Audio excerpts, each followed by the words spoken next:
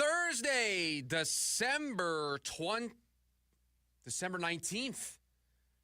I got ahead of myself. We're not into the 20s yet. It's December 19th, 2024. Christmas is already like 6 days away. I can't rush it. I got gifts to buy. Welcome in, everybody, to today's edition of The Lunch Break, KDUS AM 1060. We appreciate you joining us here on this Thursday edition of the program. 480-864-1060 is the phone number for you to join us on your lunch break during our lunch break. We've got some Cardinals to get into, an injury that could make an impact. We're going to discuss whether or not this Cardinals game against the Panthers on Sunday is a trap game, but we have to start. Where do we always start on this show? We start with the basketball team in town. That's right, because the Suns are today's Daily Special. Time for our top story of the day. It's the Daily Special. Yeah, I know. You probably don't like that they're the Daily Special. I usually don't like that they're the Daily Special, but the Phoenix Suns are today's Daily Special because they're back in action tonight. They get back on the floor. 2 very winnable games coming up for them before a tough stretch to end the year. And that gets underway tonight when they take on the Indiana Pacers. 2 very winnable home games, hosting 2 teams that are below 500 in Indiana and Detroit. They are technically playoff teams in the Eastern Conference playoff structure, but still teams with a below 500 record. And these are not top-tier teams in the NBA that the Suns will be facing. And we have already seen how this team has done this season, also recently, against lesser opponents. They are coming off of a 2-game winning streak where they took care of Utah, they took care of Portland. They have shown that they can take care of these bad teams when they draw them on the schedule. Because after this, after they play Indiana, after they play Detroit, I believe that game's on Saturday, this is what their schedule looks like after those 2 games. They're going to play 2 straight against the 5th-seeded Denver Nuggets, including one of those games being on Christmas. They're then going to follow that up with 4-seeded Dallas, and then they have Golden State and the 2-seed in the West, Memphis, to close up the year. So after this little 2-game stretch, it's Denver for 2 straight, Dallas, Golden State, Memphis. That is a gauntlet to end the season, or to end the year. It is a gauntlet of Western Conference opponents that you are facing, teams that are directly above you in the standings in the case of Denver, Dallas, and Memphis. Teams that you will be facing off in the postseason. And so you got to make up ground on these teams when you play the Indianas, the Detroits of the world. So this team has to take care of business against teams like Indiana and Detroit. They have to go into those 2 matchups against Denver riding a 4-game winning streak. It is not going to change our declaration. We are very firm in where we feel about this team. I believe that was on December 16th. Proclamation was made. It was written down into the history books. I believe this team is a first-round exit in the postseason this year. I have seen nothing that has changed my mind with the way last year finished up for this basketball team. But if they want to get on a path for us to scratch out that declaration and start a new declaration, I don't want to say beating Indiana and Detroit goes a long way to doing that, but you certainly will help your case by doing that. You will only further reinforce our position if you somehow stumble in these 2 games. This team has got to cut through all the noise about trading for Jimmy Butler. They have to cut through all the noise about the daily conversation we have about who's hurt. It feels like every single day on this program, we talk about somebody being injured for the Phoenix Suns or somebody being close to a return for the Phoenix Suns. We are constantly talking about injury reports, reevaluations, injuries. One could argue this becomes a medical show for 2 hours when we talk about the Phoenix Suns. That has to be pushed to the side.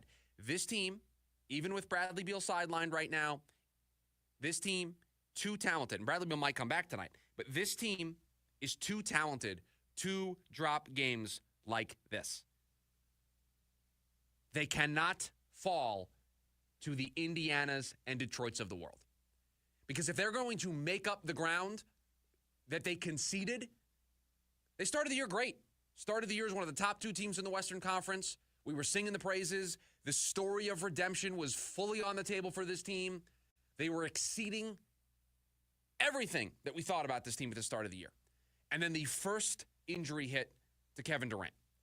And then Bradley Beal got hurt. And it all came crumbling down. And so that good grace, that lead that they kind of built in the Western Conference power structure over, what was that, the first 10 or 11 games, completely evaporated. It was gone. It's a distant memory at this point. That start to the year feels like it was 5 years ago because of what this team has gone through just in the last month or so. And so now they find themselves middle of the road in the Western Conference.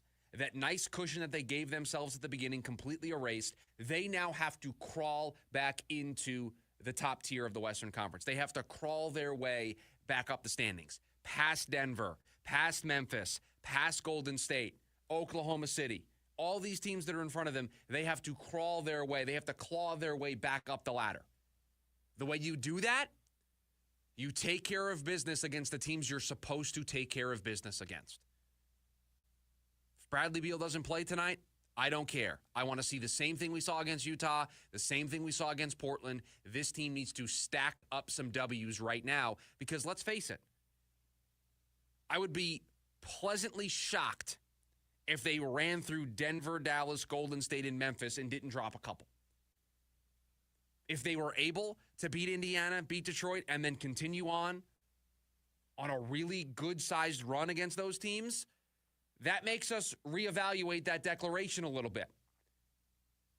We may start to erase a couple letters in the book. But until they do that, your motto is simple. Take care of the games you're supposed to take care of. Beat the teams that you're supposed to beat. Don't play down to the competition. Don't play close competitive games in the fourth quarter. You've got Kevin Durant. You've got Devin Booker. You're an extremely talented team. Take care of business. Beat Indiana. Beat Detroit. I don't want to have to come in here tomorrow and open up the show on what's a Football Friday. Producer Corey's been here all week. The last thing Producer Corey wants to deal with tomorrow on a Friday. It's the last day of the week. It's our last show of... No, it is not our last show of the year. We're going to sneak one in on the 31st. We are out all next week. No shows for us. We're doing a lot of social media content, so I will be sharing the takes on our social media platforms. But no shows next week. Producer Corey does not want, I can promise you, I'm going to speak for him right now. He does not want tomorrow's show. He does not want to see me tomorrow morning and know that the first thing that we're going to talk about is a potential Suns loss. He doesn't want it. You don't want it. Producer Corey doesn't want it. I don't want it. I don't want to do this. Here, I don't want to play this sounder. Time for our top story of the day. It's the Daily Special. I don't want to play that and then say that the Suns lost last night to the Pacers. I don't want to do that. I want to play that sounder and talk about football. It is a Football Friday. I want to make picks. I want to continue our stretch 5-1, 12-6 in our last 3 weeks. I want to continue to preview the Cardinals. I want to discuss all of the great action that we're going to get all weekend long. That's what I want to do tomorrow. I want to maybe briefly mention a Suns victory. I do not want to play that sounder that I just played and discuss the Suns losing at home to the Pacers. I don't want to do it. The Suns are 6.5-point favorites at home. Take care of business, beat Indiana, move on to Detroit, take care of business against them, and set yourself up very nicely for what is a difficult stretch the rest of the season. Do not allow me to start tomorrow's show further proving the point that this team is no different than they were a year ago. Don't allow me the platform to continue that conversation. Just take care of business. You should beat the Pacers. Yeah, I know you played the Jazz and Trailblazers close, but you got out of there with a victory. You need to do the same thing against Indiana, and you need to do the same thing against Detroit. Do not allow me to start this show, to start this program tomorrow angry. I don't want to do it. It's a Friday. It's the last show of the week. We're off next week for Christmas. I don't want to be angry tomorrow. I want it to be a joyous show to end the week. I want to have fun talking about football. I want to have fun talking about the Phoenix Suns beating the Indiana Pacers. I don't want to come in here and talk about them losing. I don't want to come in here and talk about another injury. I don't want to do that. You certainly don't want to hear it. And you certainly don't want to watch this team lose tonight to the Pacers. You want to see a team that takes care of business against the teams they're supposed to take care of business against, and then set themselves up for a nice, challenging stretch where they can maybe turn this car around. They can turn this narrative around. That's what you want, because it's what I want. I want a team that isn't in a three-way tie for the 6th seed and could very easily be the 8th seed or the 9th seed in the Western Conference. I want to see a team, and we saw this at the start of the year, that's up there battling with Oklahoma City, with Memphis, to be one of the top teams in the Western Conference. That's what I want. That's what you want. You don't want to do this conversation every single time something happens with the Phoenix Suns. You don't want to continually discuss, are they, aren't they, will they, won't they? You don't want to do that, because I don't want to do that. So take care of business. Make this 2-game winning streak, double it. Make it a 4-game winning streak, and then start a stretch against Denver, against Dallas, against Golden State, against Memphis to end your 2024 season. Go into that on a 4-game winning streak and end this year on a good note to set up for a really solid 2025. That's what they need to do. That journey starts tonight. Coming up on the other side, it's one of the worst phrases you can say in sports. Is Sunday's game for the Cardinals a trap game? We'll get into that next here on the lunch break. KDUS AM 1060.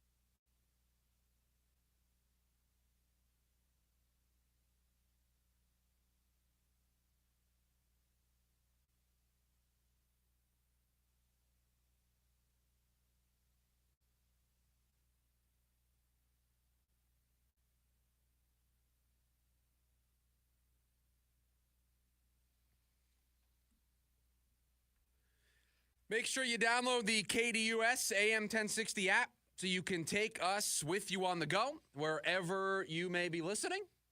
You can enjoy all of your favorite content here via the KDUS AM 1060 app. You want to join the conversation? You've got 2 ways to do so. 480-864-1060 is the phone number.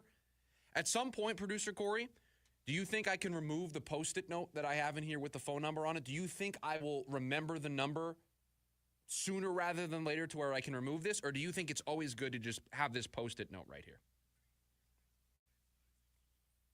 because it's kind of where my eyes normally sit because I have the computer in front of me with all the sound, and it's just there. And so anytime I want to give the phone number out, it's just right there in front of me. I think at some point I'll remember the number. I will tell you, I know the old number. I can give out the old number easy. Yeah, that number is ingrained up here. So that number I could give out. It's not going anywhere. You're not dialing anybody. So the new number, 480-864-1060 for you to join the conversation. That's way number one. Way number two, join us on YouTube, KDUS AM 1060 over there. And you can hop into the live comments. And we read some comments yesterday on the show, so you can join in there as well. Maybe you're not free to pick up the phone and dial. You're at work. You got the earbuds in. Okay, just join the live chat over on the YouTube side of things. Sunday, the Arizona Cardinals will take on the Carolina Panthers. And I'm guilty of this just as much as anybody else. I have been looking ahead past the Patriots, past the Panthers. I've called them gimme victories. I've very much given the Cardinals those victories in any thought experiment that we have done throughout the course of the season on where we think this team could end up. We said that those were 2 games to give them the W if you play the win-loss game. I have looked past those games. I've been looking at the Rams game. I've been looking at those 49ers divisional matchups to end the season, the 2 best opponents left on the calendar for the Cardinals, and the impact that those games are going to have, especially the game against the Rams. It is very easy to look past the Carolina Panthers on Sunday and think about what could be next week, especially when that game on next Saturday was flexed into prime time. The Cardinals were put on the Saturday, the 28th, in the prime time slot to end the day, Rams-Cardinals. We have focused on this show since they've made that decision how important of a game that is. We have said how important a game that is no matter what time they put it on. They could play it at Friday at 2 a.m. It's still an important football game. And it is a huge redemption opportunity for Kyler Murray. Think about this for just a second. How sweet would it be to beat Carolina this weekend, to get to 8-7, and to set up a game against the Rams that could pole vault them back into first place? And you could potentially undo everything that has happened since January 17th, 2022. Producer Corey, do you know what happened on January 17th, 2022, almost 3 years ago? Do you know what happened on that day? I'm just asking if you know the date. I just threw a random date out there. Do you know what happened on that date? You know what? I love that. I love that you just, in a conversation about the Cardinals, you said, I'm going to take this opportunity to completely embarrass the Jacksonville Jaguars. I love it. I love what you did there. No, because that would require them to be playing in the middle of January, because this was a playoff game for the Arizona Cardinals. And we know the Jags aren't doing that this season. This was the wild card game against the Los Angeles Rams. And since that moment, that has been everything people have pointed back towards.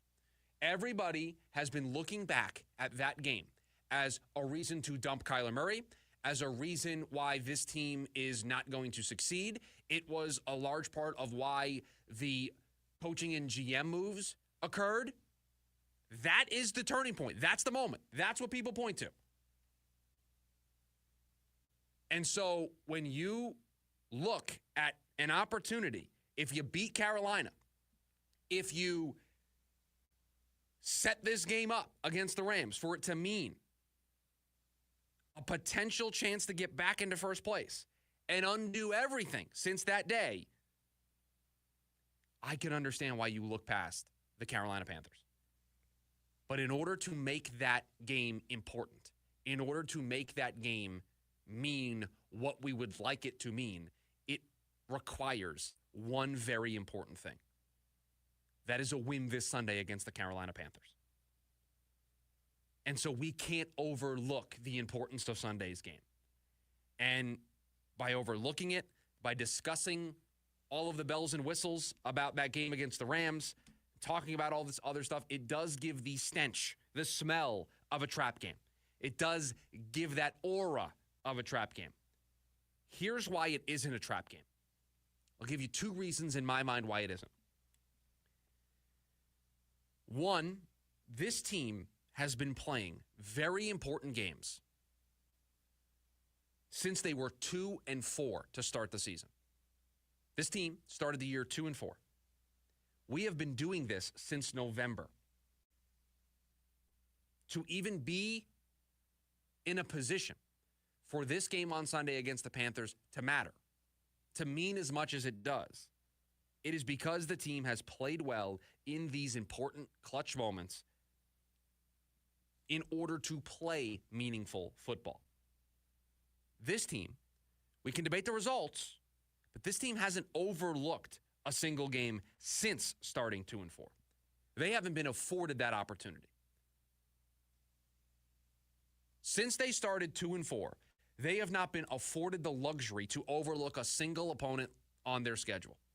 Now, they haven't won every one of those games, but I don't think there's a single opponent on their schedule they overlooked. I don't think they overlooked the Seahawks both times they played them. I don't think they overlooked Minnesota when they played them. They just got beat. They didn't play well. They didn't overlook. They weren't thinking ahead. They weren't looking ahead towards the end of the season. They just got beat. They didn't play good football. The Seahawks, the Vikings, on those respective days were the better team. You normally get a trap game when a team is coasting, when a team is looking at a big matchup ahead, and that coasting allows them to lose sight of the present, lose sight of the here and now. Have the Arizona Cardinals been coasting? Have they been coasting along since 2-4? Have they been coasting along this season? No, they haven't done any of that. This team has not been coasting, and every single one of these matchups has been a big one. And while they haven't all been wins, they haven't overlooked a single opponent on their schedule. So that's reason number one why it isn't a trap game for me. They've been playing meaningful football or important football or impactful football since November. Their season's been on the line since they started 2-4. So they haven't had a chance to overlook a single opponent. And so that mentality continues to carry over. And so when they get up to the podium and they say, oh, no, we're not overlooking the Panthers. We're taking it week by week, day by day. That's truthful because they've been doing it since they were 2-4. We've seen it. We've watched it. It's believable. So that's reason number one. Reason number two that I don't think this is a trap game is they have shown multiple times already this season that they can handle lesser opponents, that they don't play down to their competition. They don't open the door for a game to be close late against a team that they should be beating by 2 scores or more. They don't allow that to open up. Look at what they did against the Bears. Remember what they did against the Jets? Just last week, what did they do to the Patriots? Look how they played against the Vikings on the reverse end. They played up to their competition. The Bears, Jets, and Patriots. Now, those were all home games, but those teams all came into this building as bad football teams. The Bears, when they were here, bad. The Jets, dumpster fire. Patriots, happy to be here, evaluating Drake May. Results don't really matter, but not a good football team. Bad, bad, bad football teams. Bears, blowout. Jets, first half blowout. Game was over at halftime. I was in the building for it. Was over midway through the second quarter. Game was over. Patriots, maybe closer than it should have been, but never really in jeopardy. That's what they have done this season when they have played bad football teams. And while the Carolina Panthers have been spunky, took the Chiefs to the edge, took the Buccaneers to the edge, covered against the Eagles, they ran out of steam against the Cowboys, ran out of gas. And so while they are playing better football, Bryce Young playing better football right now, they are in the same bucket as the Bears, the Jets, and the Patriots. Bad football teams that the Cardinals have drawn on their schedule. And so far, up until this point, the Cardinals have taken care of business. They have done what is needed to be done against bad football teams. And so this, I don't think, is a trap game for the Cardinals. They are not looking past the Carolina Panthers. They haven't looked past an opponent all season. They know that every single one of these games matters. You can't look ahead towards something when the game in front of you matters more right now in this moment than that game does next week. You can't look ahead to the Rams because that Rams game doesn't matter. It doesn't mean anything unless you take care of business on Sunday. Doesn't matter. If you lose on Sunday to the Panthers, that Rams game, great, it's in prime time, doesn't mean a thing. doesn't mean a thing. It would take a collapse of epic proportions by everybody involved in the NFC West for the Cardinals to be back in it. They only have, a 12.5% chance of making the playoffs, up from the 8% chance it was going into last week's game against the Patriots. So it's slim as it is. You can't lose the game on Sunday and expect that Rams game to mean anything. So you can't look ahead to a game that doesn't mean anything right now. It only means something if you take care of business on Sunday. And what have we seen so far this season? When they play opponents like this team takes care of business. They do what they are supposed to do. And so I want next Saturday's game against the Rams to be that redemption arc for Kyler Murray. Would be a great story. It would be a chance. It wouldn't completely right the wrong, but it would go a long way. If you beat the Panthers and then you're able to beat the Rams in prime time to potentially pole vault you back into playoff contention, boy, would that be a cool moment for Kyler Murray. Would be a full circle moment in a lot of ways. I want that. I want that to be the conversation next week. I want that to be our focus. When we're putting out social media content over the holidays, I want that to be able to be the takes that we're sharing about that game. Doesn't happen unless they take care of business on Sunday. Not a trap game. Not a trap game for a team who has been playing important elimination-style football since they started 2-4. Coming up on the other side, Christian Walker is the key to the Diamondbacks offseason. So do they wait or do they pivot to a plan B? That's next in the lunch break. KDUS AM 1060.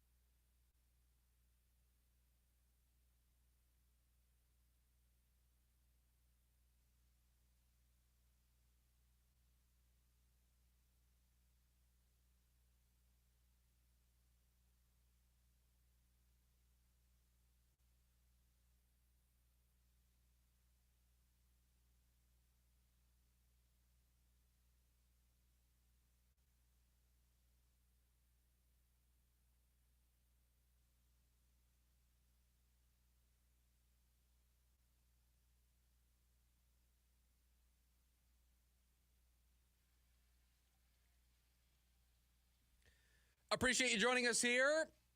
The lunch break, KDUS AM 1060. Chris Schubert with you until 1 o'clock. Got you for the next 90 minutes here. Appreciate you joining us on your lunch break during our lunch break. Talk a little baseball here. It feels like the entire focus right now of the offseason for the Diamondbacks, and let's face it, they haven't done anything yet. We are waiting for something, a signing, a trade, something. We are waiting for them to fill some need of some capacity. And so we are just kind of on the sidelines looking at the landscape, looking at other teams' activity, but also looking at all the players that are still out there and kind of conflicted on being upset that they're not doing anything, but also appreciating the patience because not a lot of stuff has really happened yet. But it does feel like everything for the Diamondbacks comes back to, it centers around Christian Walker and what he is going to do. We know this team right now, with their current roster, needs offense. They need power. They need to find a solution at first base. They need a DH. With Christian Walker and Jock Peterson as free agents, they have offense to replace in their lineup. And I think as long as Christian Walker is still out there and available, the best case scenario, the best offseason for the Diamondbacks probably includes a Christian Walker reunion. I don't know if there's a better option for the Diamondbacks that is realistic, right? Juan Soto would have been better for the Arizona Diamondbacks than Christian Walker. That wasn't realistic. Willy Adames would have made the Diamondbacks better. I don't think that was realistic. So if we're operating under the realism tree, the best case scenario for the Diamondbacks this offseason is a Christian Walker reunion. Now, we outlined yesterday how difficult that might be and the lengths that the Diamondbacks are going to have to go to in order to bring Christian Walker back.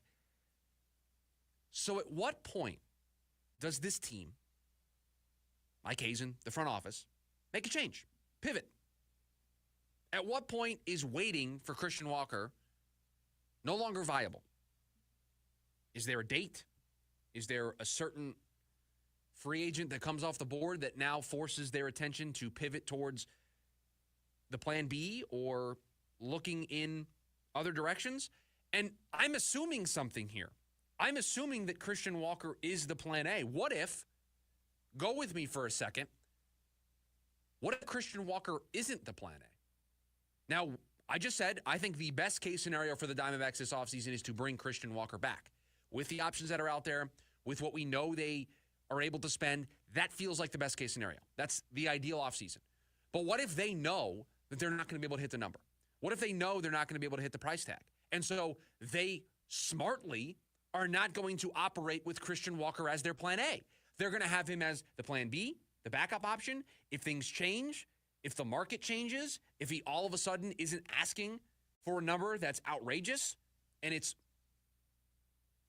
more palatable to the Diamondbacks front office, that they would entertain it, then they make that pivot. So you have to determine, do you think Christian Walker is the plan A or is he the plan B? I don't know.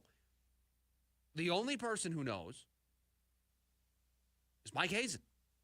Mike Hazen's the only person who knows if Christian Walker is where the focus is right now or if Christian Walker is in the background and they are just going to touch base and they're going to keep in contact with, but it is not where their priority is right now. I don't know if Mike Hazen has taken Christian Walker completely off the table. If he knows the money is going to be too much. If they don't feel like yesterday, we said on this show, the Diamondbacks might have to do something that they've only done once in franchise history.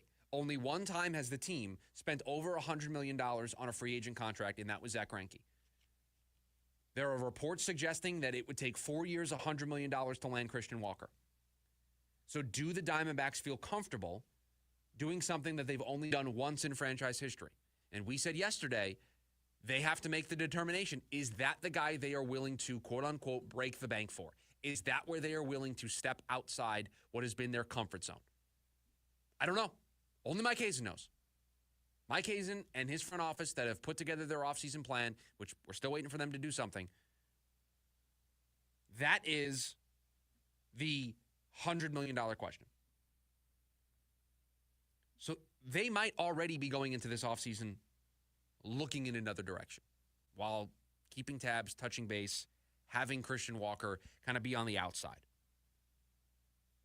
I think this team can't go into the next offseason or the next season in 2025 with Pavin Smith as their first baseman. I don't think they can do it. Adrian Del Castillo, they've already taken off the table as a DH first base option. He's a catcher. That's where he's going to play. I looked at the numbers for Smith last year, and the sample sizes are on the relatively small side. He was given 23 plate appearances against lefties last year. Hit 200, a 304 on-base percentage, and a 754 OPS. That's not going to get it done. He cannot play against lefties. Against righties, just to show you the difference, 282, 356, 920 slash line in 135 plate appearances. So Smith is going to be the left-handed side of a platoon at first base, or he's going to be in the mix for a DH platoon or an outfield platoon. He's not going to be a regular everyday starter, at least not at this juncture. So this team has to add somebody. They're either going to add somebody that is the right-handed side of a platoon with Smith, or they're going to sign an everyday first baseman. Maybe Carlos Santana makes some sense. Maybe they're willing to give Goldie everyday reps at first base. And then they'll move Smith to outfield, DH, platoon, rotate in, be a part of that mix. This team needs to, and they're going to add offense. And I still think the place that I come to right now is a place of patience. Because I know it's frustrating to see the Mets sign Juan Soto. It's frustrating to see the Giants add Willy Adames. It's frustrating to see the Yankees and all the moves that they made, Max Fried, Cody Bellinger, Devin Williams, and you're seeing a bunch, the Guardians and Blue Jays making a trade. I get it. Frustrating. Frustrating to watch all of this activity and your team is sitting on the sidelines not doing anything. But this goes back to a question that we asked earlier in the week. What have they missed out on right now? Realistically, what have they missed out on so far? The pause that I just gave you is because there's not a whole lot. They weren't going to be in on Juan Soto. They weren't going to be in on Willy Adames. They weren't going to be in on Max Fried. Now, maybe they could have traded for Devin Williams to add to their bullpen. We have talked about adding a third high-leverage reliever to their group down there. It's been something we've talked about here on this show. So, okay, you want to say they missed out there? Trades are tough. Tough to really criticize a team for not making a trade when there's a lot of teams involved and the packages may not match up apple to apple. Garrett Crochet? That would have taken a haul. I don't think the Diamondbacks had that prospect haul. So what have they missed on so far? Is there a big outfielder that's come off the board? Anthony Santander, Teoscar Hernandez, both still out there. First base, Christian Walker, Pete Alonso, Carlos Santana, Paul Goldschmidt, all still out there. Some of the relievers have come off the board. Tanner Scott's still available. Jeff Hoffman's still available. So that's the top of the relief pitching market. Corbin Burns still available on the starting pitching side. What have the Diamondbacks missed on?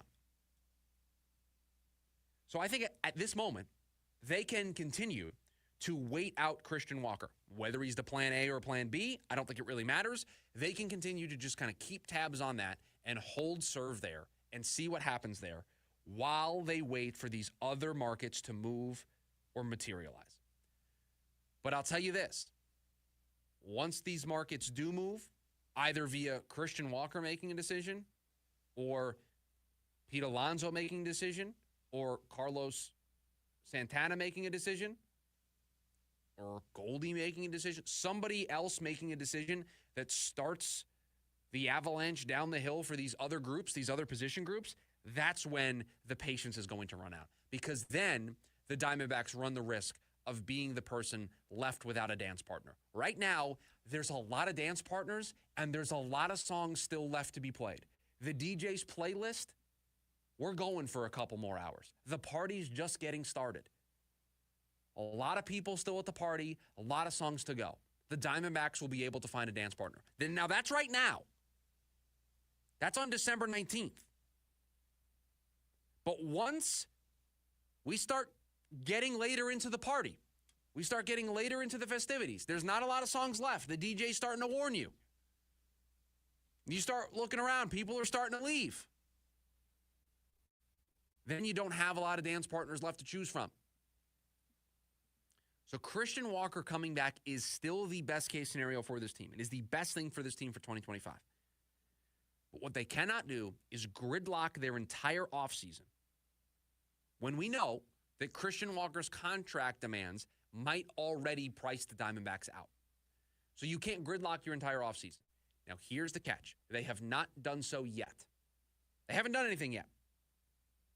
Their entire offseason is still in front of them. They still can make the necessary changes to say they had a good offseason, they filled their needs, they made their team better for 2025. And let's face it, we're talking about a team that won 89 games a year ago. So the core of this team, I know they lost Christian Walker. I know they've lost Jock Peterson, at least as of right now. They still have the rotation they had last year. I think their bullpen's going to be better. They have a lot of their core offensive players. Corbin Carroll had a bad year last year. You expect that to happen again in 2025? And so this team doesn't have a lot to do. They don't have to do what the Mets did this offseason, make a big splash for Juan Soto.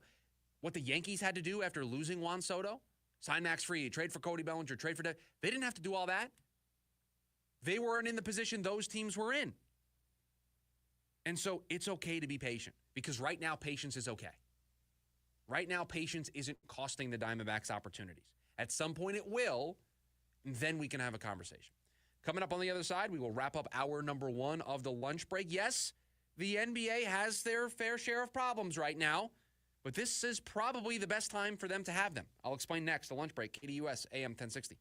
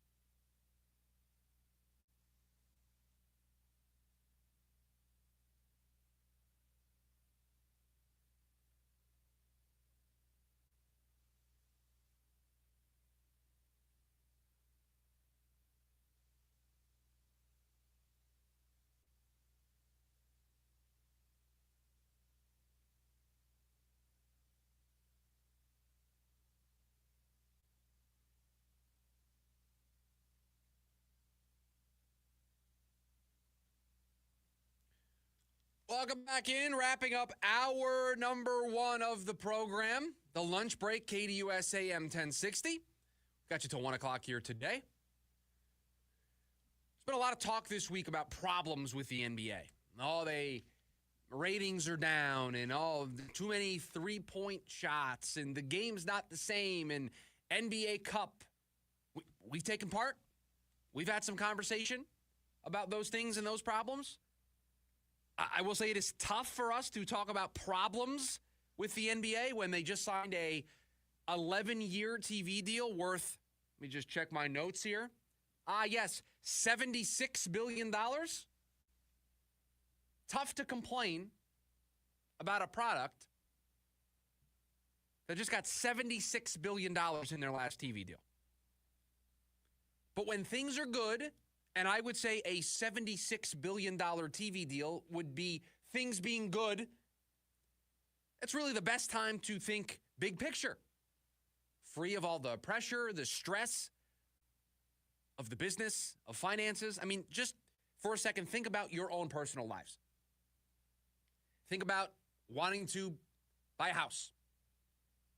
Maybe you want to move to a different state. Maybe you want to change career paths. Maybe you want to get a new car. Maybe you want to upgrade that phone. Whatever big purchase you can think of, I want you to think of it right now. The best time for you to do any of those things is when you are financially stable, when the bills are getting paid, when there's no debt, when the car you have in the driveway is running just fine. You take it every couple of months to get an oil change, but you are not in and out of the shop. You got a car that runs perfect, gets you to and from, does what you need it to do. It's always easier to make those decisions when you are free of the pressure. I have a quote, and this might get me into some trouble, so producer Corey, help me out here. My dad has a famous quote. He's told me this my entire life.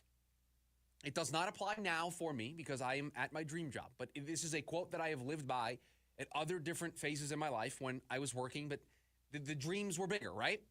My dad would always tell me the best time to look for a job is when you have a job because you have the stability. You are in control here. You don't need to just take a job to pay the bills. You can search for that dream job. I'm lucky. I get to do my dream job every day. I get to sit here talking to this microphone, hang out with everybody, and talk sports. I live the dream job. But that quote has always resonated with me because it goes into other facets of life. It's easier to make a change when your foundation is where it needs to be.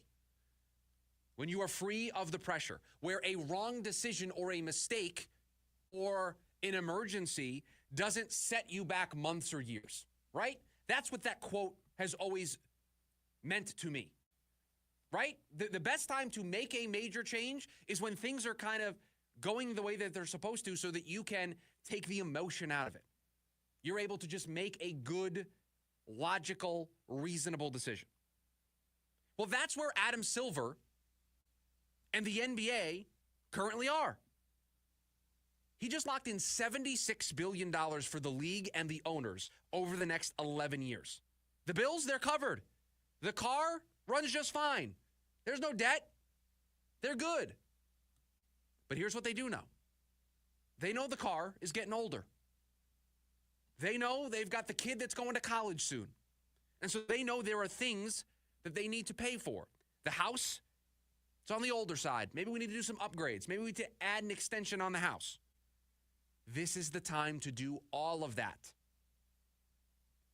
You make change when it doesn't impact the bottom line. The TV money is baked in. There are going to be games on every single day. I saw it laid out today in doing research for this segment. They're going to have games on all sorts of different networks every single day. You've got Peacock, NBC, Amazon, ESPN, ABC, every single day of the week. Monday through Sunday during the NBA season, they've got stuff everywhere. Name the streaming service, it probably has an NBA game. So Adam Silver has a chance right now to be bold. Propose some different ideas. Some are going to be great.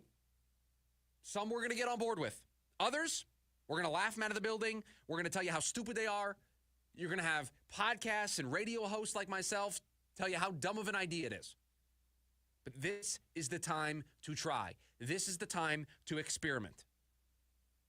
A lot of people worried about the future of the NBA product, and I get it. It's not the best version of itself.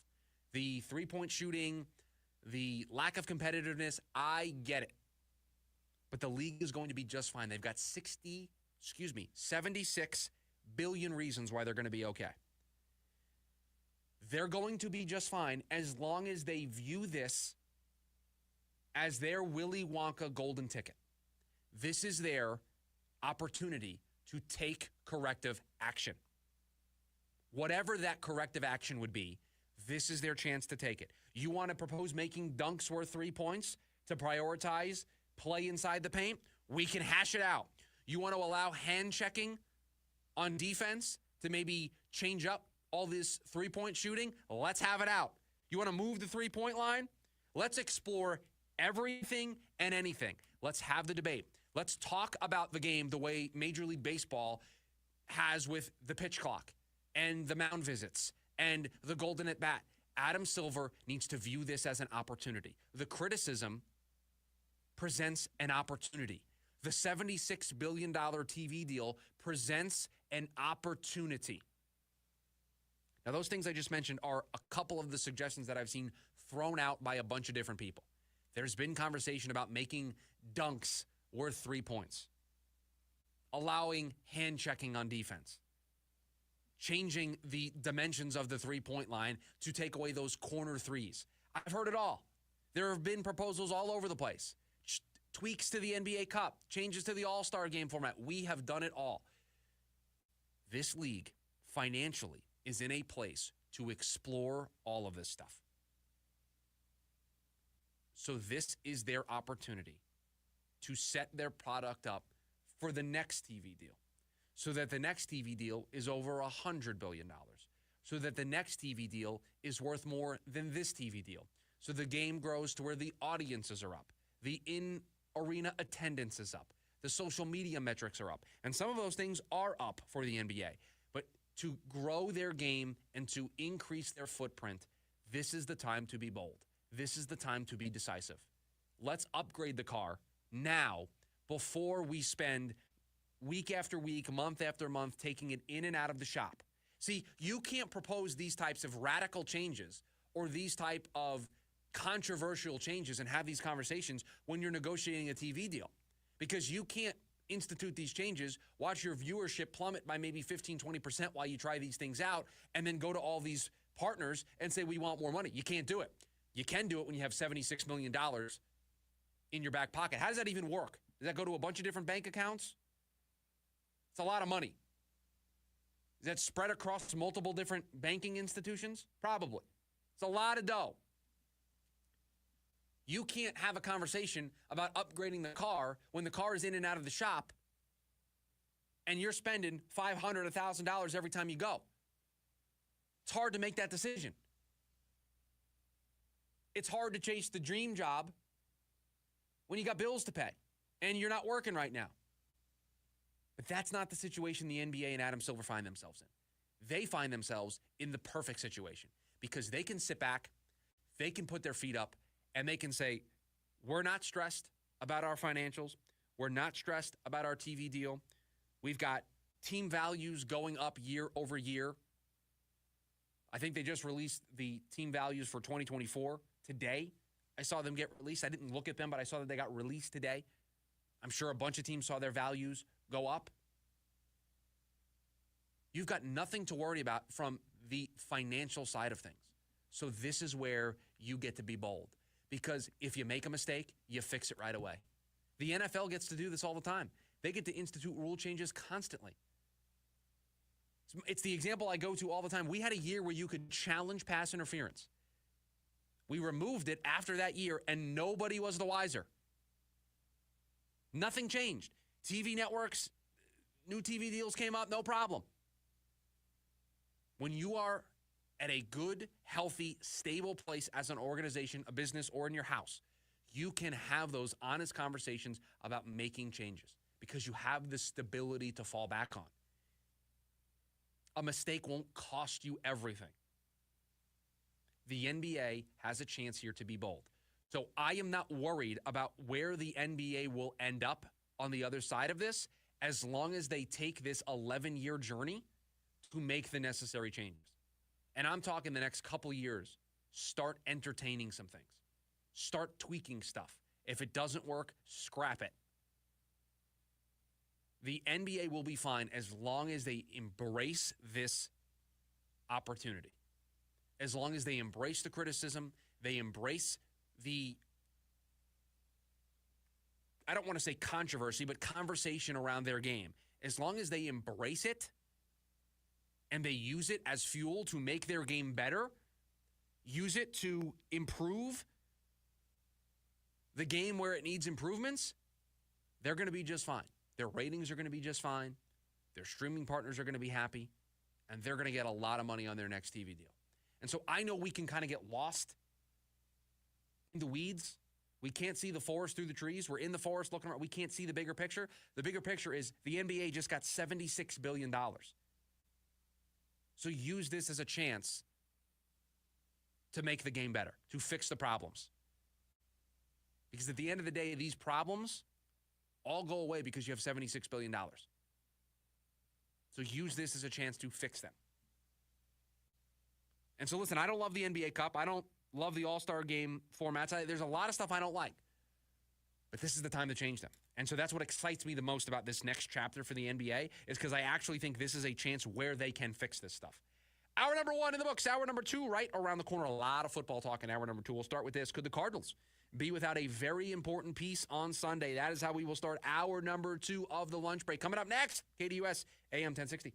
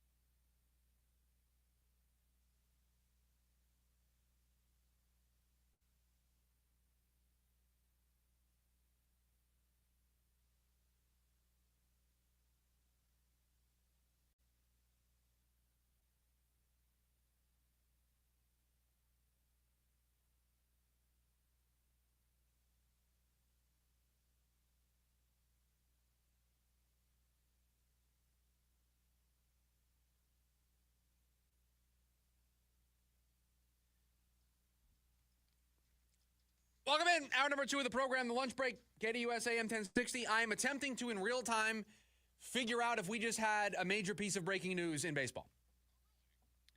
So, I guess we'll start here. We'll do it. We'll figure it out together. We'll talk about the Cardinals here in just a second. This has nothing to do with the teams here in town, but this is I think a pretty big development. So this comes from Jesse Rogers, who works for ESPN. He covers Major League Baseball, covers the Cubs, is really tapped in with the Cubs. I'm going to read you a tweet from about 10 minutes ago. So I saw this during the break.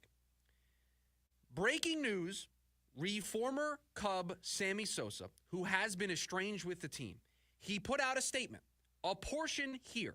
So this is a quote from a Sammy Sosa statement, because it appears as if the Cubs are inviting Sammy Sosa back because the owner, Tom Ricketts, has invited him back. So this is the full statement reportedly from Sammy Sosa. Okay, I'm going to read this to you and we can discuss. I left it all on the field for the Cubs and Cubs fans because I wanted to win and make the fans happy. I love to see the fans at Wrigley in the right field bleachers every home game. I understand why some players in my era don't always get the recognition that our stats deserve. There were times I did whatever I could to recover from injuries in an effort to keep my strength up to perform over 162 games. I never broke any laws, but in hindsight, I made mistakes and I apologize. We accomplished great things as a team, and I worked extremely hard in the batting cage to become a great hitter. Cubs fans are the best in the world, and I hope that fans, the Cubs, and I can all come together again and move forward. We can't change the past, but the future is bright. In my heart, I have always been a Cub, and I can't wait to see Cubs fans again. Sincerely, Sammy Sosa. Did Sammy Sosa just admit to using steroids right there with that paragraph in the middle? There were times I did whatever I could to recover from injuries in an effort to keep my strength up to perform over 162 games. I never broke any laws, but in hindsight, I made mistakes and I apologize. Did he just admit to using steroids? Is that what happened there? I need somebody to assist me on this, because that's certainly what it looks like to me. That certainly looks like what he just admitted to. And so if he did, that's groundbreaking. To hear him, to admit to it, to own up to it. Listen, everybody knows Sammy Sosa, Mark McGwire, home run chase, going back and forth, steroid era in baseball. We know that the Hall of Fame voters have held that against Sammy, have held it against Mark. It's been a case for a really long time. But to see that is, man, that's wild. It is wild to read him say that, because I can't see another way to interpret that. I can't see another way to interpret. There were times I did whatever I could to recover from injuries in an effort to keep my strength up to perform over 162 games. I never broke any laws, but in hindsight, I made mistakes and I apologize. Did we just end? You know what, Producer Corey? I didn't have on my 2024 bingo card. I had drones over New Jersey. I had that in one of the corners. I did not have on the bingo card Sammy Sosa potentially admits to using steroids. I didn't have that on the bingo card. I had a lot on there. Drones over New Jersey, I had that the whole way. Did not have Sammy Sosa admits potentially to using steroids. That would be, again, if somebody else wants to give me a different way to interpret that, 480-864-1060. Can join the YouTube comments and let me know. But so that's how we start hour number 2, because I was shocked by that news. Real quick here, because I know we're kind of up against it, and we'll get back into this a little bit later on here. We have now had 2 straight days where Paris Johnson has not been out at practice, at least during the open portion that is available to the media. Yesterday, Paris Johnson Jr., Trey Benson, Kaiser White, Mac Wilson Sr., all out. Today, the same thing. Paris Johnson Jr., Trey Benson not out there. Kaiser White, Mac Wilson Sr. also not out there. So both of those guys not out there yesterday or today. And so he popped up on an injury report yesterday with a knee injury. Kelvin Beachum, who normally gets Wednesdays off, was out there practicing. I think that goes to show the level of concern that this team has, and they want to get Beachum ready to go. Remember, Beachum was the right tackle after Jonah Williams got hurt, did a fantastic job filling in for Jonah Williams. We lauded over the efforts of the Cardinals offensive line during their 4-game winning streak and their stretch to get back into contention. They were keeping the pocket clean for Kyler, opening up holes in the running game. They were a strength of this group. They were really, really good. And Kelvin Beachum was a big part of that. Sliding in, coming off the bench, being the starting right tackle. And we had debate after debate after debate what they should do when Jonah Williams came back off of IR. Should they upset the apple cart? Should they put Jonah back in there? They ultimately decided to put Jonah Williams back in there. It was a little rough at first. That first game was a struggle. It settled in. A guy scored a touchdown recently, Jonah Williams. So that decision seemingly has paid off, but having Beachum as that insurance policy to be able to fill in a hole has been a really nice luxury for the Cardinals to have, and it makes you feel good in moments like this that they have that insurance policy on the roster. He has been the break glass in case of emergency options. And so if they are without Paris Johnson Jr., you would expect Beachum to be the guy, and you'd have to wonder, not practicing yesterday, knee injury, not practicing again today, same thing. Are you seeing the trend line going in the right direction for Paris Johnson to play on Sunday? I mean, we'll see if he ends up being limited on Friday. That at least puts us on a path for him to play.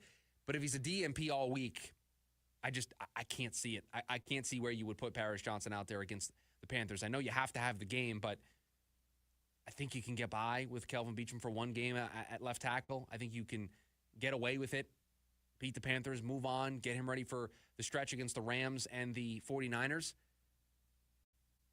I mean, this is what the Chiefs are doing with Patrick Mahomes, right? They're debating play him, not play him, although I think he's been a full participant in practice all week, that being Pat. So he's been out there practicing. It looks like he's going to give it a go. Looks like he's going to give it a shot.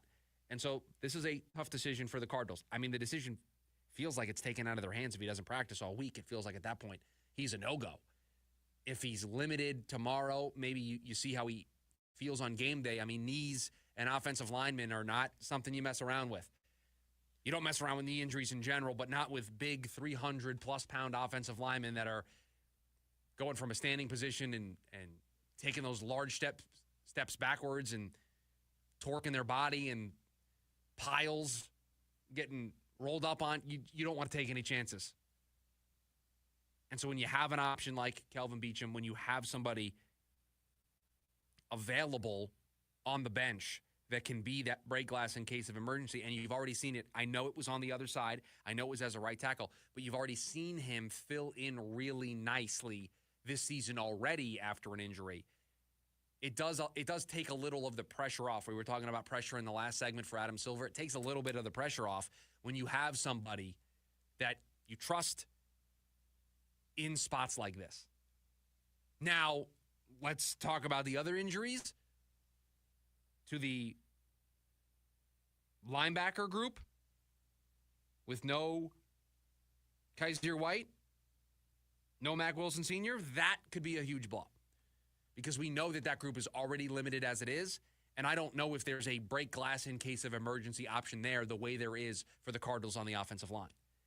And so you have to think that the Panthers and Bryce Young, they are working up a game plan to attack the middle of the field.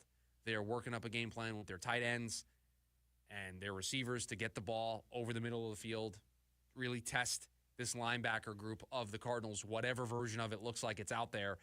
They want to put a lot of pressure on that group. And so this is where your depth really gets tested. This is where your lack of depth really gets tested this late in the season, these crunch time moments, these games mattering. Sunday's a pivotal moment. You lose on Sunday, it's over. You win on Sunday, sets up a duel with the Rams that would probably be for all the marbles, would mean everything.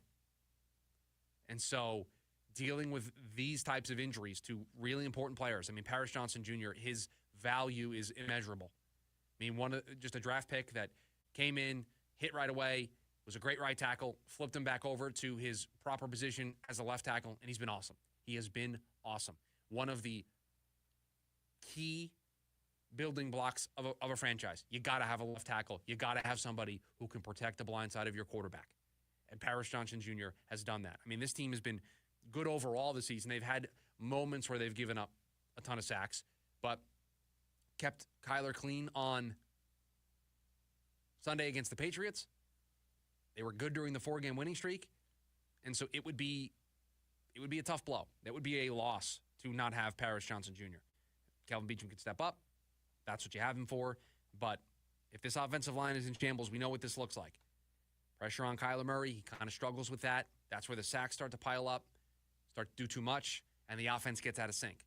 And so this, if it lingers beyond just 1 week, or even if it is 1 week, it could be a huge blow to this team. It could derail what is left for them. Coming up here on the other side, are the Cardinals still paying a price for a past mistake? I'll explain next in the lunch break. KDUS AM 1060.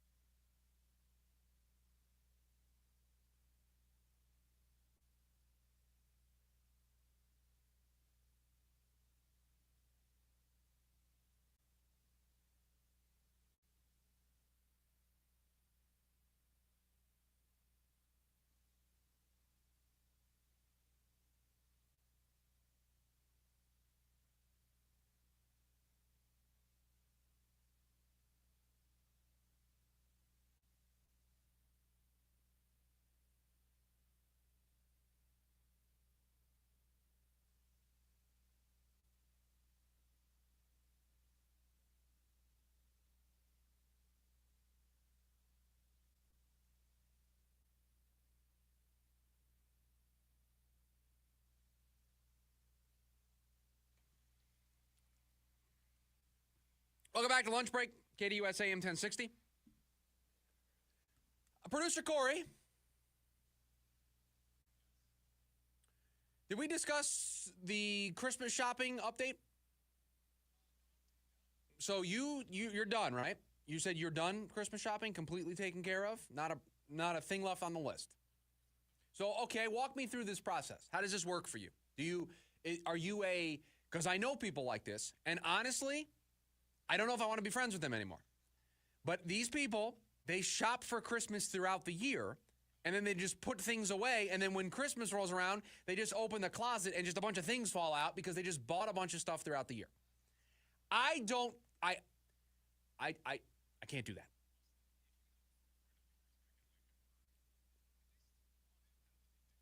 Right. They might have gotten it. Right. They might have gotten it themselves, or they don't really want it as bad.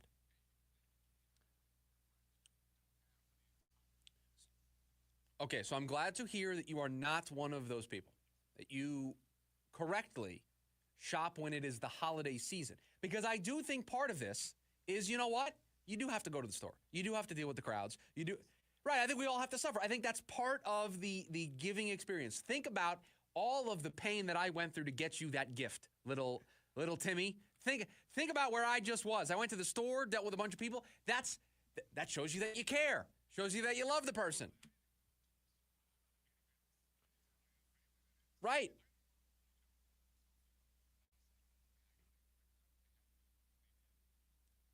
So okay. Do you start shopping before or after Thanksgiving? This is why we get, and this is why we get along so well. This is why, because nothing about Christmas can occur.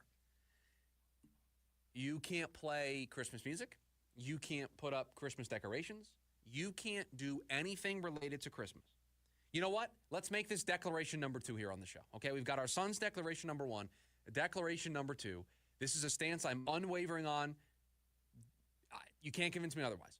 Christmas season doesn't start until after I have finished the turkey on Thanksgiving. I know people, one person, my best friend, his wife, he loses this battle every year. After Halloween, the tree goes up, decorations start going up. I can't do that.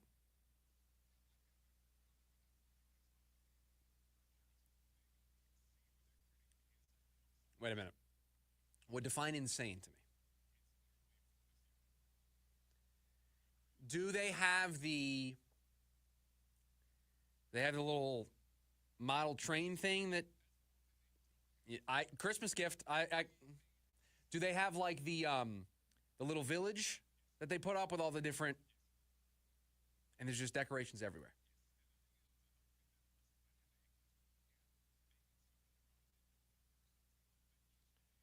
No.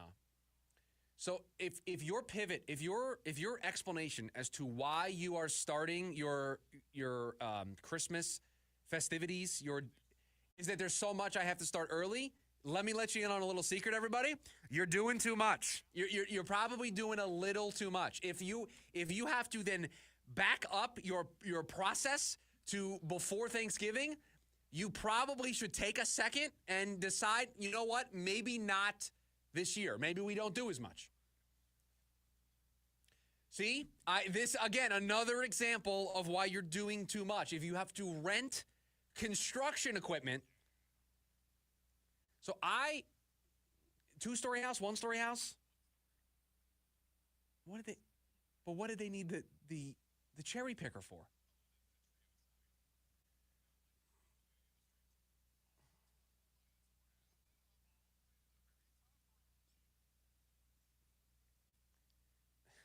So you mean to tell me, because my house, 1-story house, okay? I'll tell you what, I don't go on the roof. We put a couple of inflatables out on the lawn. We put a couple of lights. We have lights in our courtyard, but here's the best part of these lights. These are the lights that the LED colors change. So they stay up all year round, and they get changed with the holiday. So around Halloween, they're orange. Around Thanksgiving, We don't really have a set color scheme. We kind of mix it up. Christmas, obviously, green and red. And we're able to change them all. So we work very efficiently. We've got 4 trees up in the house. 4. That's about my limit. That's about my max of where I'm comfortable. How big is this house?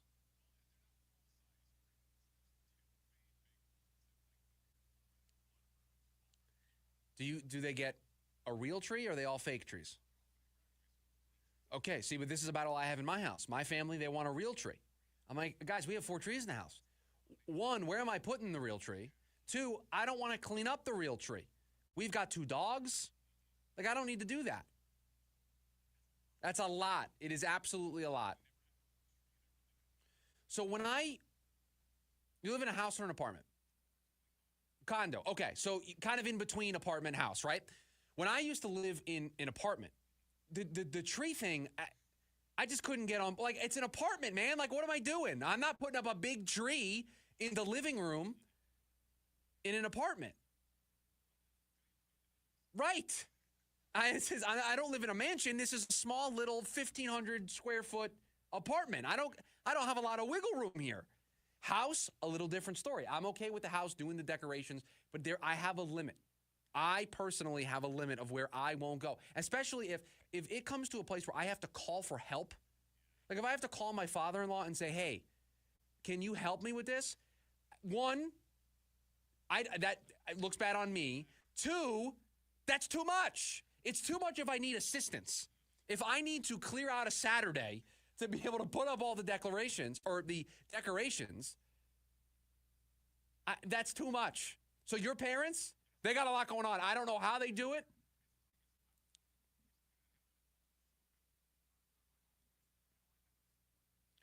So they've been doing this your entire life.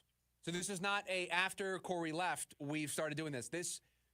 So this is your entire livelihood. This has been going on. Has it grown?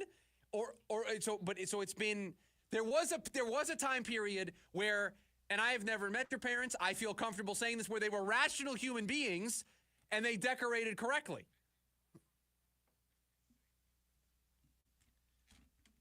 They've gone I remember one house growing up, and we're going to get to whatever story I had planned here on the other side. We're just going to finish this conversation. I had a house that I lived near growing up back on the East Coast. And it was the one house in the neighborhood that clearly had an electric bill that was $4,000 every month. The amount of lights and just stuff. The house was so popular, and the worst part, it was on a dead-end road, but people would go out of their way to drive through my neighborhood to see this house every year because of what they would do, and they would constantly be adding things. I vowed to myself when I saw that house that I would never be that person. Now, here's the other thing. I don't think you can be the other end of the spectrum. I don't think you can be the Grinch. I don't think you could do nothing. I think if you do nothing in front of your house, shame on you. Now, okay. I have another complaint real quick. What have I got, like 2 minutes or so? I think I've got enough time to get this complaint in. The people who go just as crazy for Halloween decorations as they do the Christmas decorations, I don't have time for that. I don't have time for the big, scary skeleton. I don't need that.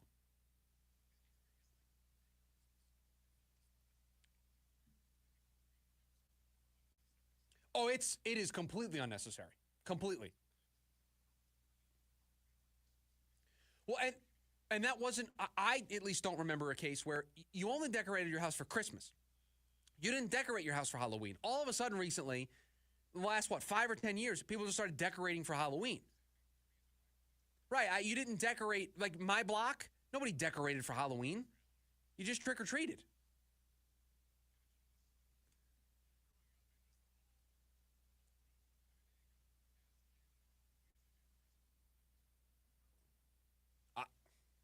No, will not be me. Let me give a message to everybody here listening to this show. Do not be this person. Do not be the person that decorates your entire house basically year round. Just don't do it. Don't do it. Because honestly, it just makes everybody look bad. If people start putting stuff up for Valentine's Day or another holiday, Christmas, fine. I think there's limitations. I think there's rules. I think there is a place where you go too far, but fine. Halloween, listen, I let people live their lives. I'm not going to be too critical. Just not my cup of tea to decorate for Halloween. Halloween's my least favorite holiday. It's actually if we were doing a reverse draft of holidays I hate the most, number one pick Halloween. Hate it. Hate it. Hate it. I didn't like dressing up as a kid. I don't like dressing up now. I don't like to be scared. I don't like anything to do with anything holiday-wise. I didn't even get to talk about my holiday shopping update. In all of that, I didn't even get to do it. Right, the decorating completely derailed us. Sure, but maybe we'll save that for the leftovers. We'll get to it. But coming up on the other side, we will actually get to this story. Are the Cardinals paying a price for a past mistake? We'll do that next here on the lunch break. KDUS AM 1060.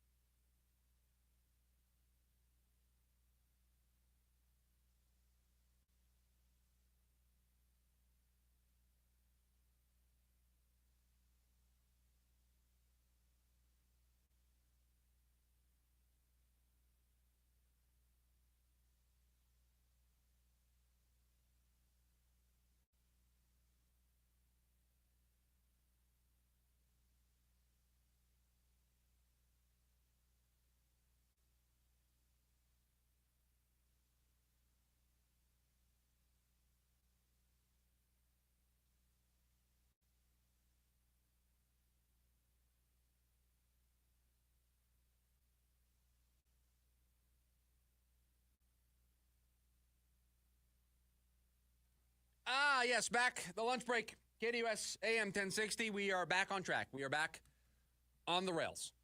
We will not be sidetracked with conversation about Christmas decorations. We will not do it. We will stay on course. We've got you until 1 o'clock here, 2 segments to go. Are the Cardinals still paying the price for a past mistake? Because as we know, it's actually one of my favorite things to do. The butterfly effect in sports, right? We know it's a real thing, especially in sports, where you go back, you change one decision. A trade that got rejected goes through. You pick a different player when you have the number 1 overall pick. You hire that coach instead of this coach. Everything changes, and it doesn't just impact your team. It impacts a whole host of different teams. It is how you can twist yourself into a pretzel and convince yourself that if one decision was changed, maybe your team would have better luck than they do. But it is a fun little thought exercise. And so, do the Cardinals have a recent version of this? Do they have something that we can point to recently? And by recently, I would say in the last 10 years or so, that we can directly point to and say, you change this, everything about the franchise changes. Is there a moment or decision that has set the Cardinals on the path that they are on? Well, ESPN kind of took this task on. And Bill Barnwell, who does great work over there, ranked the 32 worst decisions won by every team since 2020. So just looked at the last 5 years or so and looked at every single team, picked their worst decision, and then ranked them from number 1 being the absolute worst to 32 being bad, but not as bad as all these other ones. And so every team got one bad decision on the list. And the bad decision that he picked for the Arizona Cardinals, which would be the butterfly effect. If they didn't do this, where would they be, right? The biggest mistake, at least according to Bill Barnwell, signing Cliff Kingsbury and Steve Keim to contract extensions. Here's what he had to say. Quote, between the two, Keim's new deal seemed more curious than that of his head coach. Though the Cardinals were coming off of an 11-6 season and a playoff berth, Keim's recent track record in the draft had already looked abysmal. Barnwell goes on to talk about Robert Kimdichie, Hassan Reddick, Josh Rosen, Isaiah Simmons, all these bad first-round picks, right? And then goes on to say, the Cardinals went 4-13 in 2022, 1 year after ownership thought the coach and general manager deserved extensions into 2027. One bad season was enough to lead to a total overhaul. The Cardinals fired Kingsbury. While Keim left the team to focus on his health, they gave lengthy extensions to a coach with one winning season and a general manager who already had a questionable track record of recent drafts, even before a disaster season, then paid tens of millions of dollars for their deals. Here's where I would push back with Bill. This was marked the 15th worst decision in the league, right? So this wasn't towards the back part of the list. This was top half worst decision that teams have made since 2020. What were the ramifications of those decisions? Of those extensions? What didn't happen for the Arizona Cardinals that would have happened if they didn't give out those contract extensions? Because, yeah, those extensions were bad. Yeah, moving on from those guys a year after you gave them those extensions isn't the best look optically. I get all that. But Michael Bidwell didn't do the thing that all teams normally do. He didn't buy into the sunk cost of, well, I already gave them these extensions. I can't just immediately change course after one season, so I kind of have to see this through. That would have been the bad decision. The bad decision would have been giving them the contract extensions and then letting them play out those contract extensions because, by the way, we would still be under that regime as we are sitting here right now. They went 4-13 that year, and immediately changes were made. So what did it cost them? Money? I believe at the time, both of those guys' contracts weren't up, so they were extensions on their existing deals. So they were going to be the coach for those seasons anyway. Those extensions didn't cost the team anything. They immediately changed course, and now we have the GM and head coach that this team currently has. I think everybody feels pretty good about Monty Ossenfort and Jonathan Gannon being the leaders of this new chapter, this new era of Cardinals football. So for this to be the 15th Worst decision in the league since 2020? I can't get on board with that. Because here's a decision that, yeah, Steve Keim had a bad track record in the first round drafting. Yeah, Cliff Kingsbury, yeah, they went 11-6, but really that was the only good season. So giving those guys contract extensions, maybe not the best decision. But you want to tie them together. You don't want one to be a lame duck and the other not to be. You don't want one gone and the other one here. It just creates some complexions. So after an 11-6 season, you give the contract extensions out. After 1 year, you realize your mistake, you move on. I would take this off the table as the biggest mistake the Cardinals have made since 2020. So then what would it be? Well, here's something that I don't know if I would classify it as the worst mistake the team has made since 2020. Right? I think you'd have to go a little before this to really classify this as a move.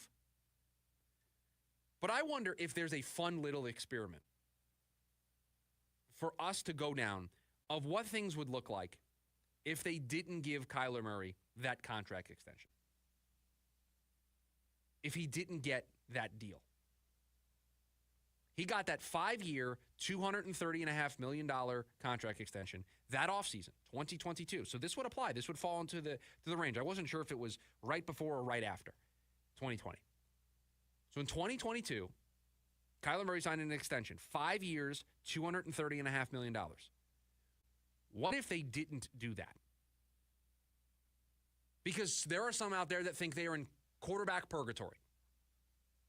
I still don't know what side of the fence I'm on. And I think because I don't know what side of the fence I'm on, it probably says a lot that I should be in the camp that this team is in quarterback purgatory.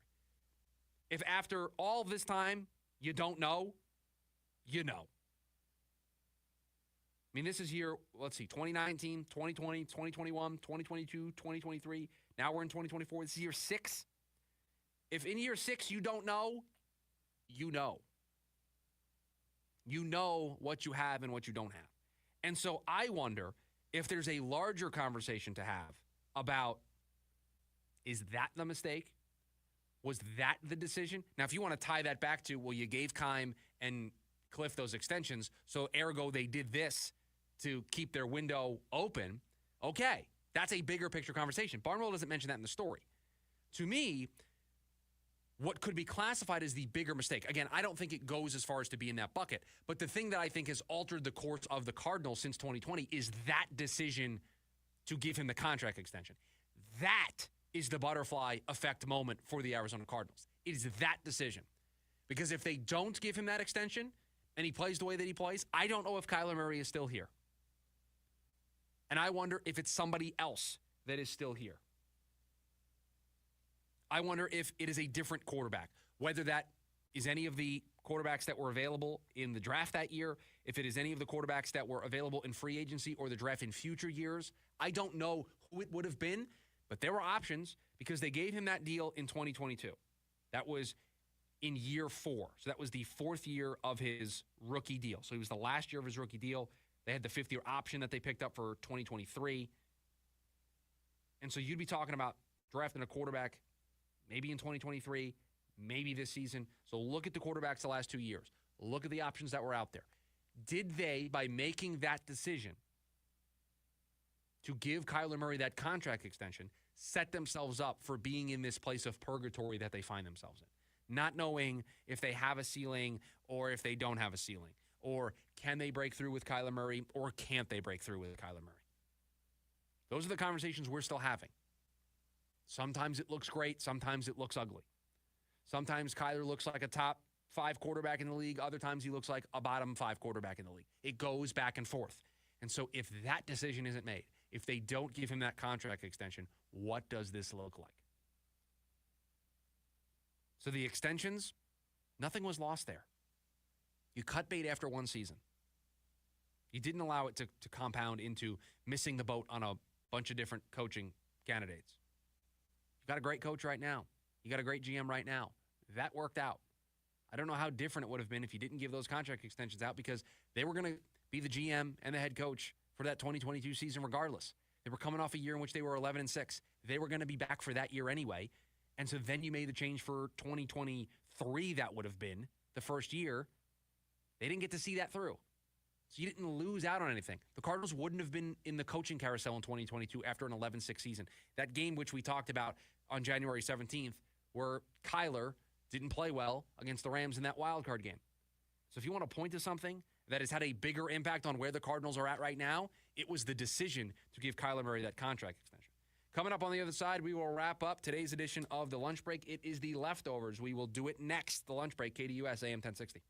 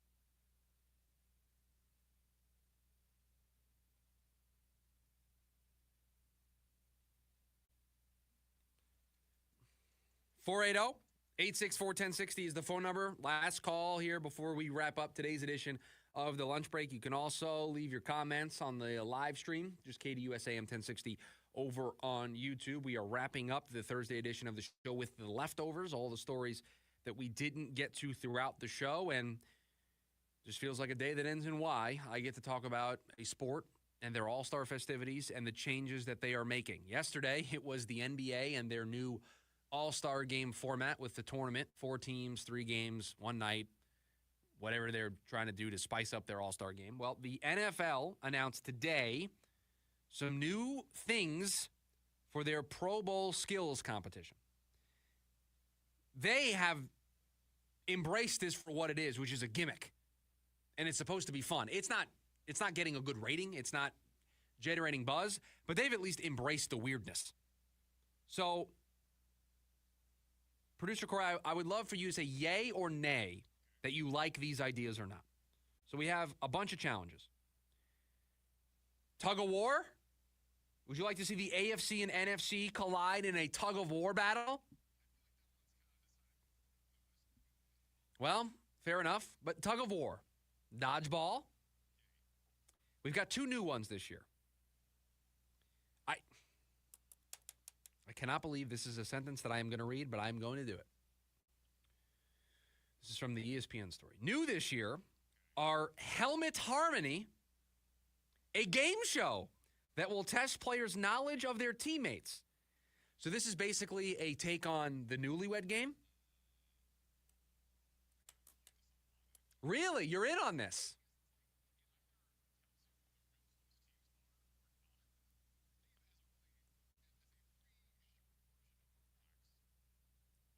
All right, so you've got helmet harmony.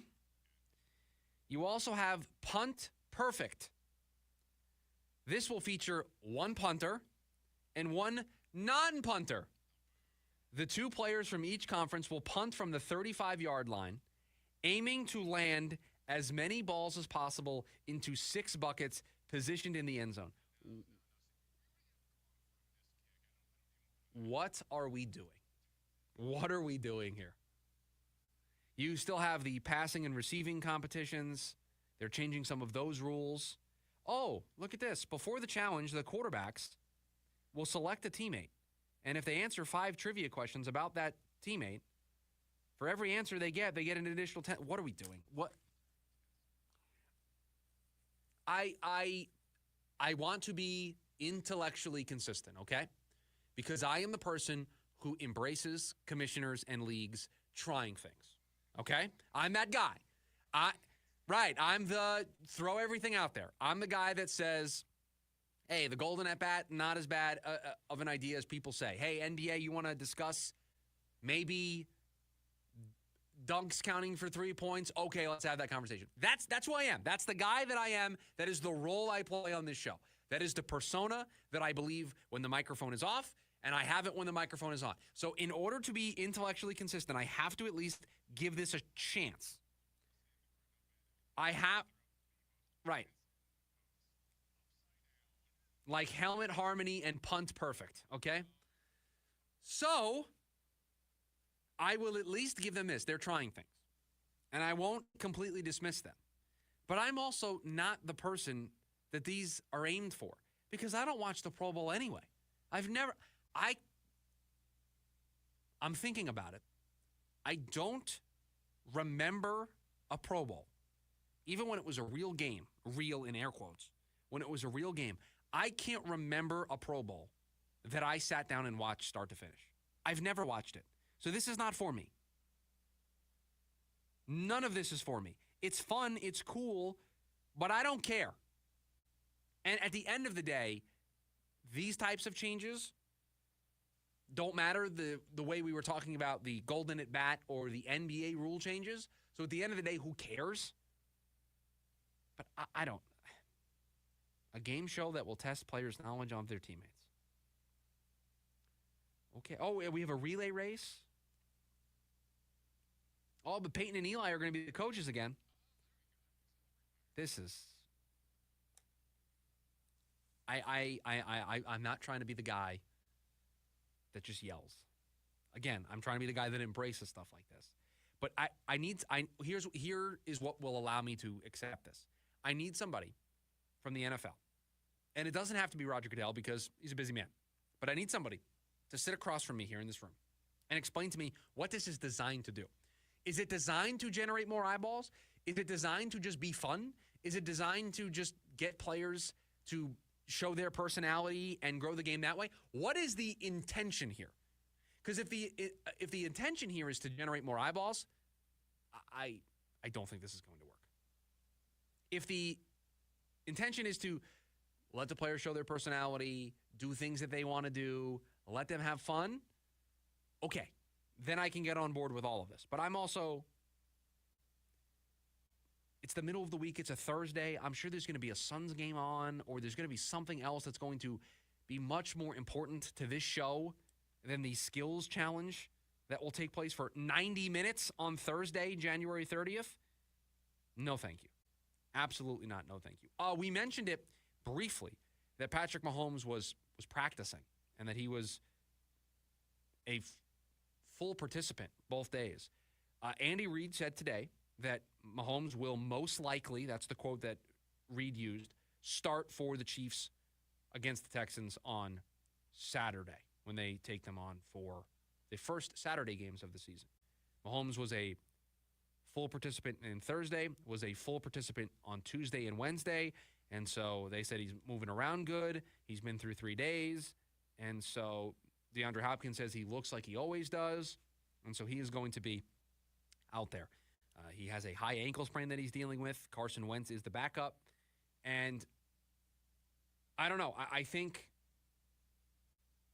I look at the standings. Let me pull them up real quick because they're in front of the Bills by, 2 games?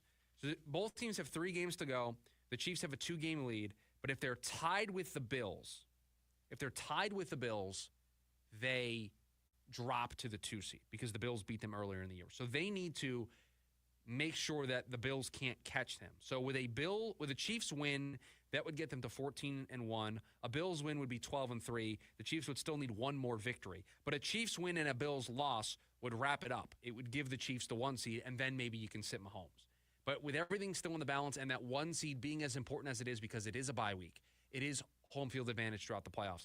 I can understand why they would want him to play. It's a home game, right? So there is no travel involved. There is no getting on a plane and dealing with it stiffening up on a flight and then being in a hotel room, right?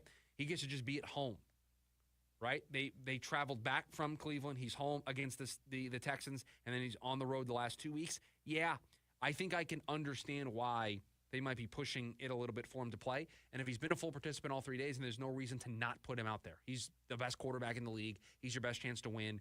And he gives you the best opportunity to put the Bills in the rearview mirror, make sure they can't get that 1 seed, make sure that it has to go through them. I mean, the Bills are playing the Patriots at home, so it doesn't really feel like you're going to gain any help there, that this is going to come down to the following 2 games. It will carry into the next week, I guess. But I get it. And if he's healthy, if he's been a full participant all 3 weeks, then I understand. Bunch of injury news in the NFL. The 49ers are just out of all their running backs. All of them. Christian McCaffrey, Jordan Mason, Elijah Mitchell. They lost everybody. There are 2 running backs now for this game on Sunday, Patrick Taylor Jr. and Israel Abanikanda. They've got Keyshawn Vaughn on their practice squad. I mean, the injuries, when we look back at the 49er season, we're going to ask a lot of questions. A lot of questions about Brock Purdy. A lot of questions about what happened. But the injuries that they didn't have Christian McCaffrey for the first half of the year, then they lose him for the games down the stretch here. It has just not been good for them. And there's going to be a lot of conversation about what the future. And this is why. And maybe this is where we wrap the show today. This is why it will be such a missed opportunity if the Arizona Cardinals are not able to make the playoffs.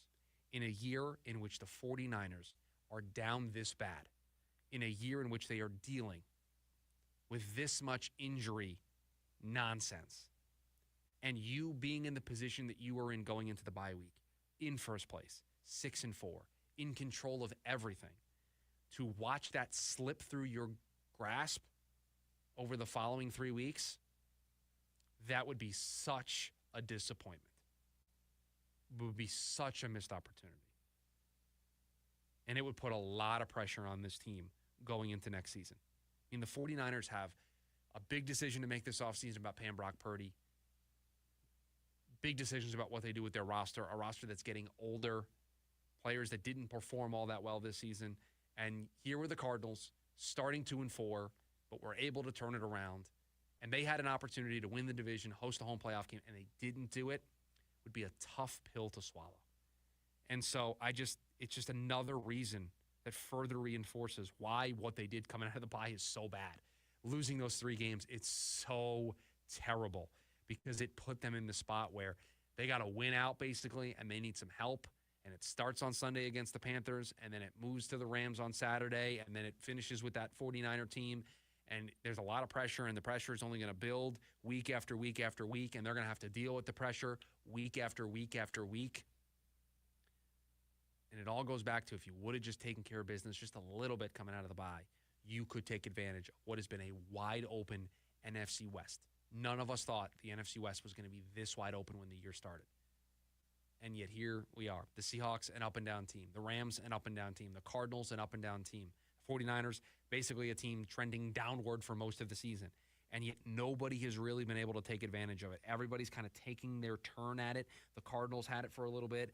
Then the Seahawks had it for a little bit. Now the Rams. Everybody has had their turn of being in control of this NFC West and how it's going to play out. And nobody has taken advantage.